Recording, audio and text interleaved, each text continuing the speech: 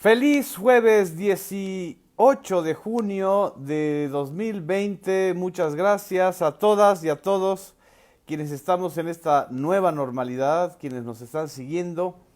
El día de ayer ya no pudimos hacer nuestra post mañanera por un compromiso pues muy temprano, pero creo que podemos abordar algunos temas que se abordaron el día de ayer y que se abordaron hoy, en especial el relacionado con la Comisión Nacional para la Prevención de la Discriminación, CONAPRED, y bueno, pues conversar con ustedes de muchos temas, de varios asuntos, algunos delicados, como el asesinato del juez Uriel en Colima, y creo que también esto vale la pena para retomarlo. Agradezco a quienes nos están mandando saludos, a Jesús Ruelas, a Paula Figueroa. Buenos días, querida Paula, a José Luis Luna. Un abrazo, José Luis, a Tania Ortega, qué bueno que estás por aquí. A Norma Villagómez, feliz jueves también. Cuauhtémoc Rodríguez Horta, ¿qué tal? Buenos días. Luis Vicente Santana desde la Ciudad de México. Ami López, que nos saluda a todos los posmañaneros que están entre 9:30 y 10 siempre aquí con nosotros y muy al pendientes. A Kafkito, gracias. A Lola Guevara, buenos días a todos desde Aguascalientes. Sí, ayer no pudimos estar en la posmañanera, pero hoy lo retomamos. Héctor Gabriel, gracias. A Jaime Cruz, que nos está viendo desde Nueva York y comentando, muchas gracias. A Paula Figueroa Arredondo, a Natasha Perry Rory, gracias. Muchas gracias. Norma Villagómez desde el puerto hermosísimo de Veracruz. Tere Chávez también, muchas gracias. Julio Gómez desde San Cristóbal de las Casas. No saben cómo extraño San Cristóbal, fue el último sitio en el que estuve antes de que empezara la pandemia. A Khadija Riduné Cajadilla, una amiga muy querida, periodista de Marruecos, que vive en París, si no me equivoco. Le mando un beso ahorita que estoy viendo que está aquí conectada. A Alex Luna también, a José Juan Hernández, muchas gracias por sus comentarios. A Rocío Leal, gracias. Bueno, vamos a comenzar con, digamos, el tema más global y más internacional, que es la aceptación de México prácticamente por unanimidad, 187 votos, y solo hubo 5 abstenciones, es decir, ningún voto en contra, para que México ocupara un asiento dentro del llamado Consejo de Seguridad. El Consejo de Seguridad es el organismo que gobierna, digamos, las Naciones Unidas, porque es donde se toman las decisiones principales. En ese Consejo de Seguridad hay 5 naciones, 5 que tienen veto permanente, o sea, son miembros permanentes, con la idea de mantener los equilibrios mundiales. Son Rusia, Estados Unidos, Francia, Gran Bretaña y China. Desgraciadamente ese modelo no se ha cambiado porque es bastante antidemocrático que solo 5 naciones puedan tener derecho de veto en el concierto de casi 200 naciones en todo el mundo. En el Consejo de Seguridad están estos 5 miembros permanentes más los miembros rotativos por continente. En este caso, México estará integrando durante 2 años la representación de nuestro país y de América Latina dentro de este consejo, junto con Noruega, Irlanda, si no me equivoco, y falta un país por ser votado de África, de origen africano. Ah, y la India también, uno de los países más poblados, más importantes del mundo, no solamente por su población, sino por su potencial económico. También la India va a integrarse como miembro o Estado miembro del Consejo de Seguridad.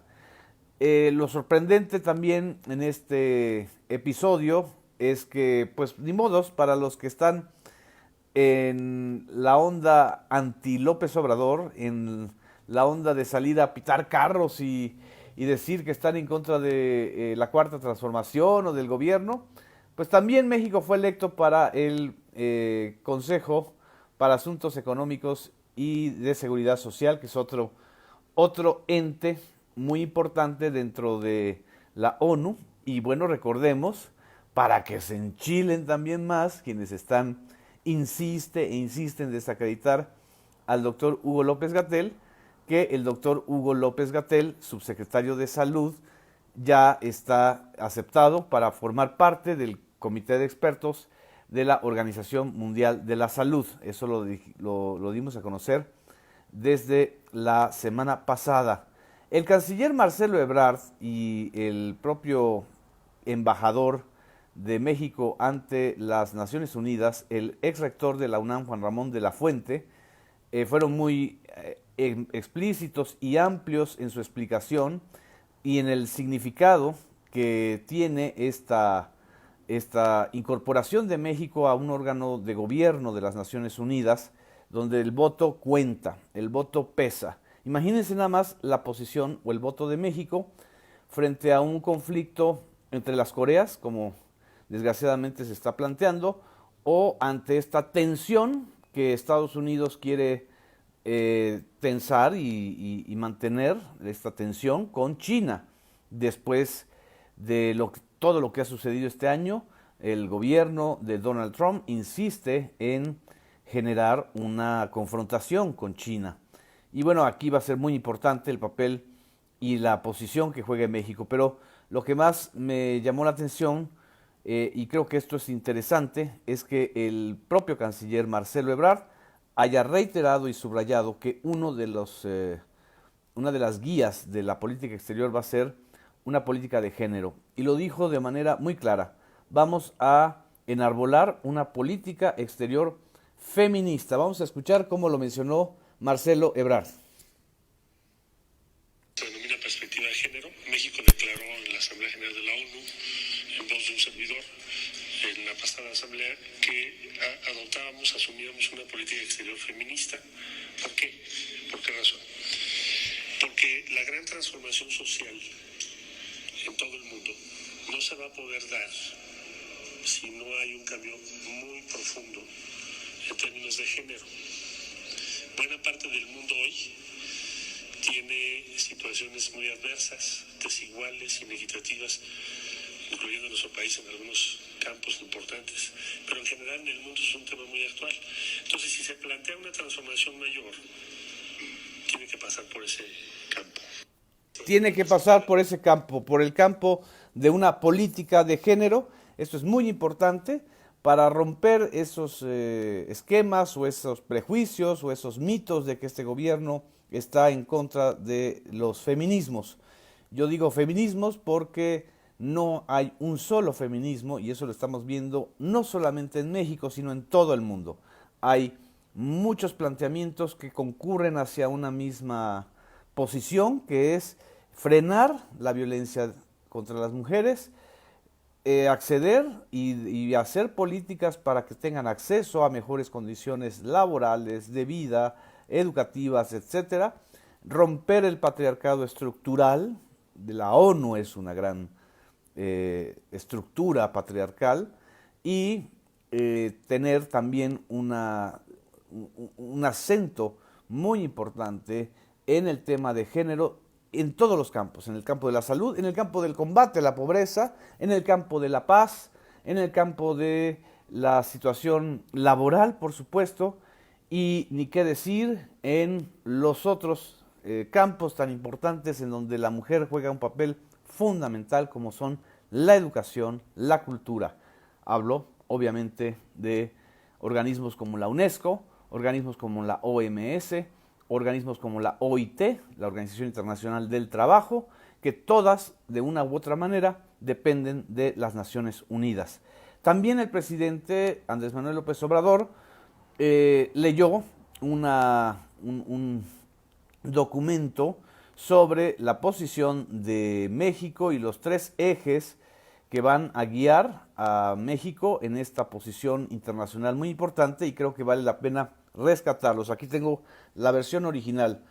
Dijo: en especial subrayo 3 asuntos básicos que promoverá México en el Consejo de Seguridad de las Naciones Unidas. En primer lugar, cumplir con los 4 derechos fundamentales proclamados por el presidente Franklin Delano Roosevelt. Está haciendo referencia a uno de los presidentes del New Deal norteamericano, es decir, el que funda el modelo del Estado benefactor que en 1900 29 y en los años 30 sacó a Estados Unidos de esa profunda depresión y que luego fue desmantelado por los neoliberales. Cierro paréntesis. El derecho a la libertad de palabra, el derecho a la libertad de culto, el derecho a vivir libres de miedos y temores y el derecho a vivir libres de miseria.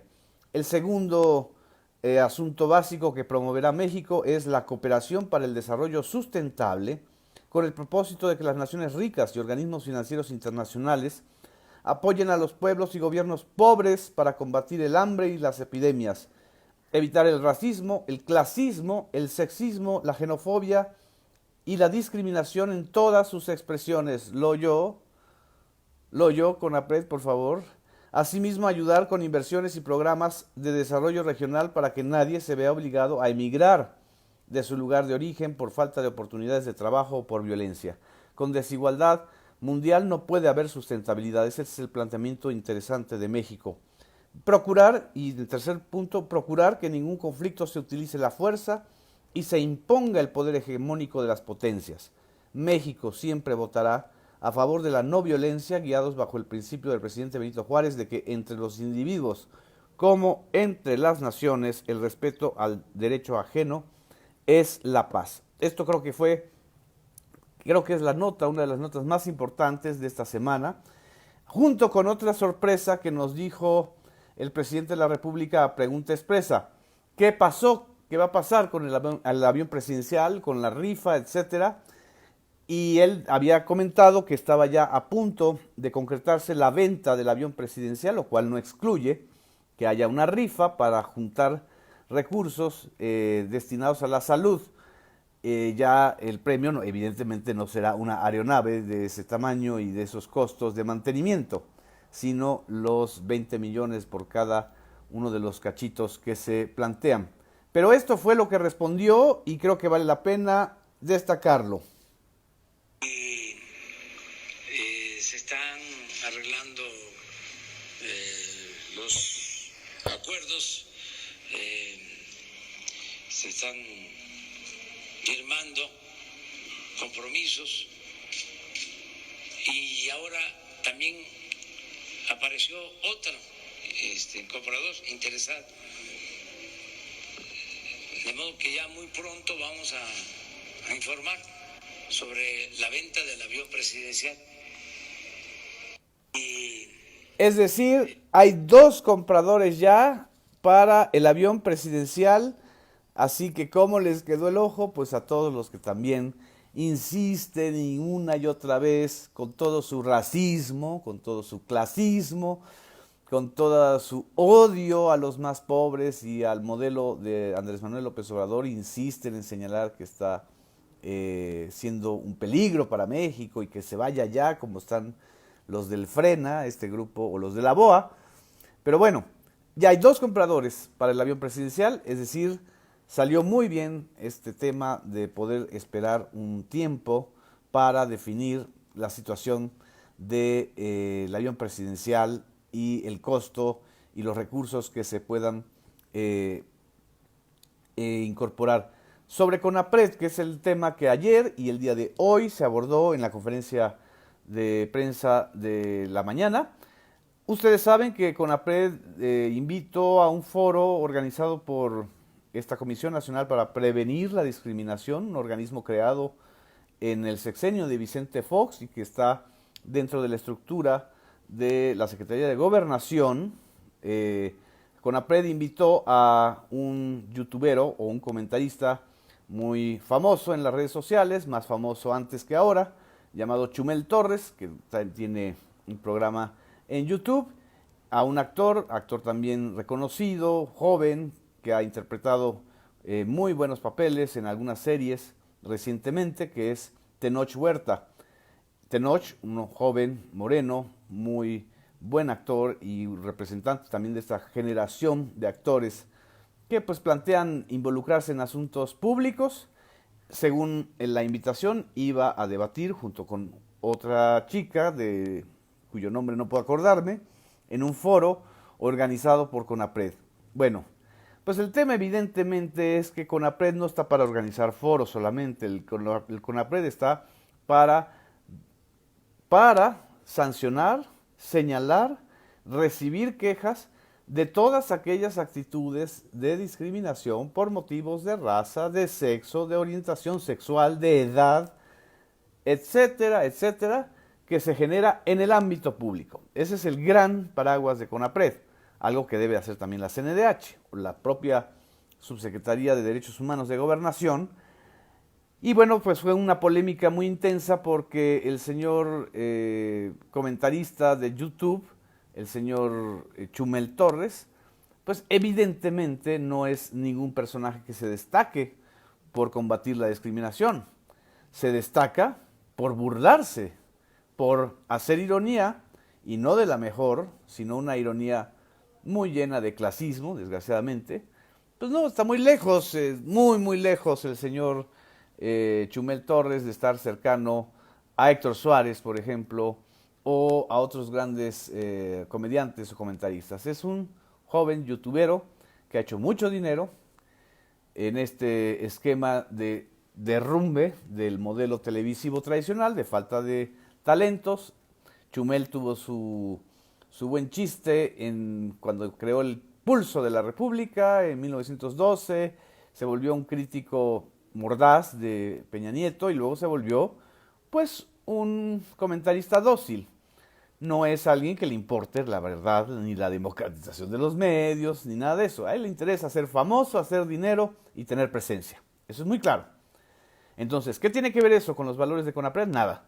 Pero además, si se le agrega que la primera dama tiene un agravio contra Chumel Torres porque nunca pidió disculpas de usar un término muy discriminatorio contra su hijo del presidente también, bueno, esto incendió las redes sociales.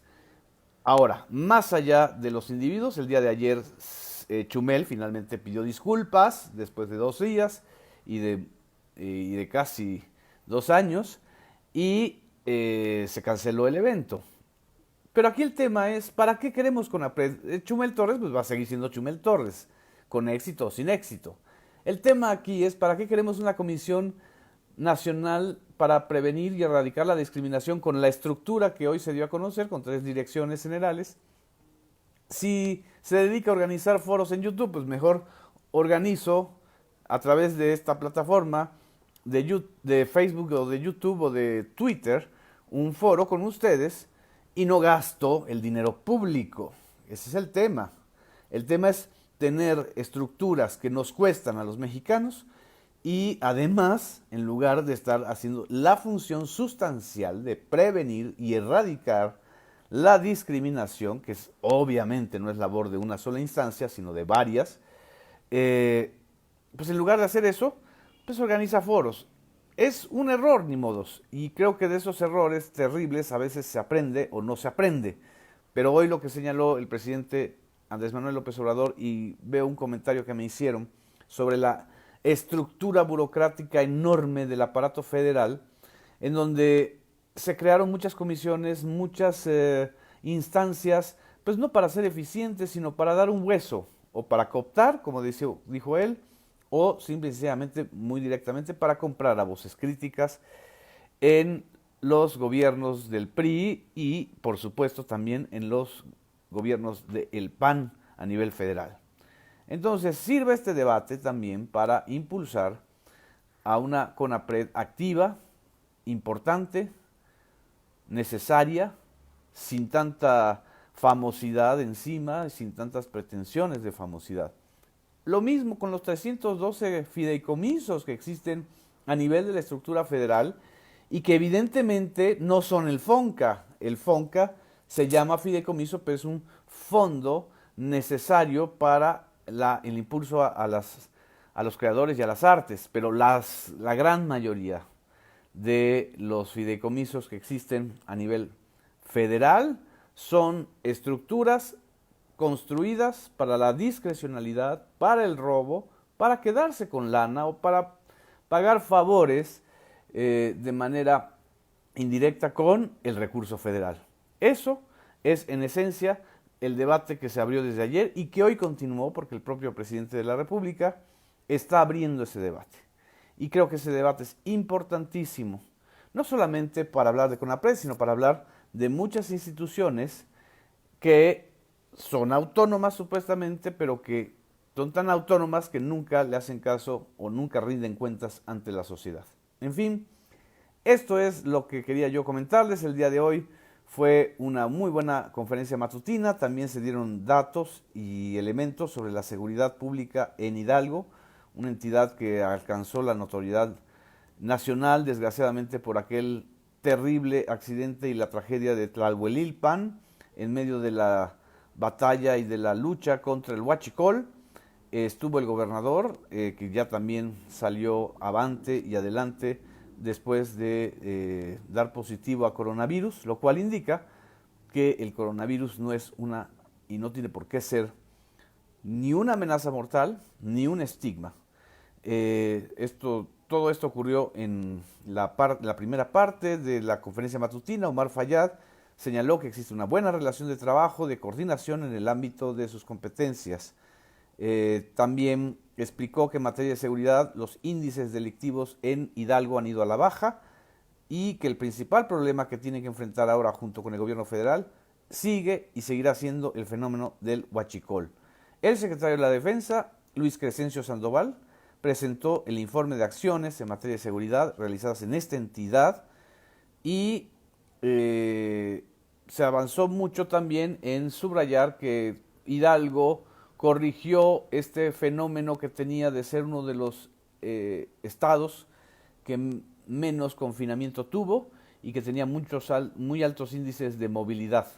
Pero bueno, esto ya también se corrigió y lo señaló el propio gobernador, que además es de origen del PRI, es priista, Omar Fayad, lo cual es curioso cómo varios gobernadores de origen priista, como el caso de Murad en Oaxaca, como en el caso del propio Fayad en Hidalgo, como en el caso del gobernador del Mazo en el Estado de México, han preferido optar por una colaboración institucional con el gobierno federal y bueno, a otros han preferido hacer organismos o grupos supuestamente de contrapeso.